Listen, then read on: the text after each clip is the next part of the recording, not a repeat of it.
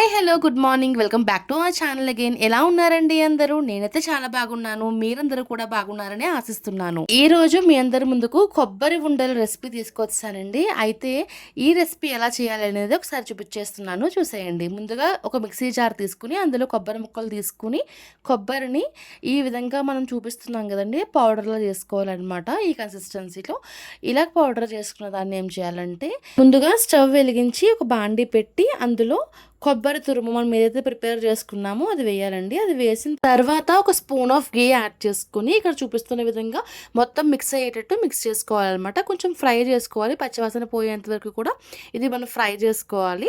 ఈ లోపు బెల్లాన్ని తురుముకొని పెట్టుకోవాలి, లేదా బెల్లం పౌడర్ తీసుకున్నా పర్వాలేదు, లేదా బెల్లాన్ని ముక్కలుగా కట్ చేసుకుని అది మనం పక్కన పెట్టుకున్నా కూడా, కొట్టుకుని పక్కన పెట్టుకున్నా కూడా పర్వాలేదు అనమాట.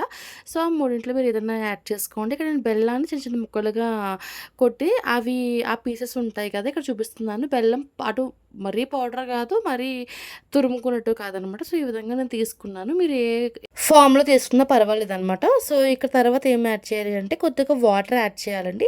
వాటర్ యాడ్ చేసి బాగా కలుపుకోవాలి, మొత్తం ఫ్రై అయ్యే విధంగా కలుపుకోవాలన్నమాట. మొత్తం బెల్లం అంతా కూడా కరిగిపోవాలి.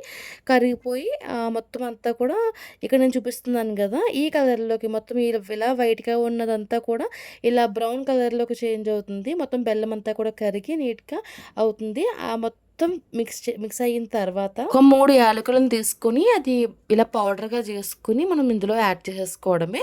ఇది ఒక ఫ్లేవర్ని యాడ్ చేస్తుంది కదా ఏ డిష్కైనా, ఇలాచీ యాడ్ చేయడం వల్ల. సో లాస్ట్లో ఏంటి అంటే కొద్దిగా నెయ్యి వేసుకోవాలండి. సరిపడిగా మనం ఒకసారి కన్సిస్టెన్సీ చూసుకుని సరిపడిగా నెయ్యి వేసుకుని బాగా కలిపేసుకున్న తర్వాత మనం ఫైనల్గా డిష్ అవుట్ చేసేసుకోవడమే అనమాట.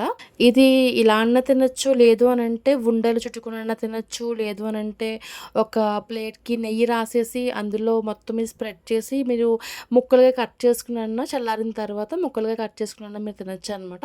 ఇక్కడ నేనేం చేసాము అంటే, ఇది మొత్తం మిశ్రమం అంతా కూడా చల్లారిపోయిన తర్వాత ఉండలుగా తయారు చేసుకున్నాం అనమాట.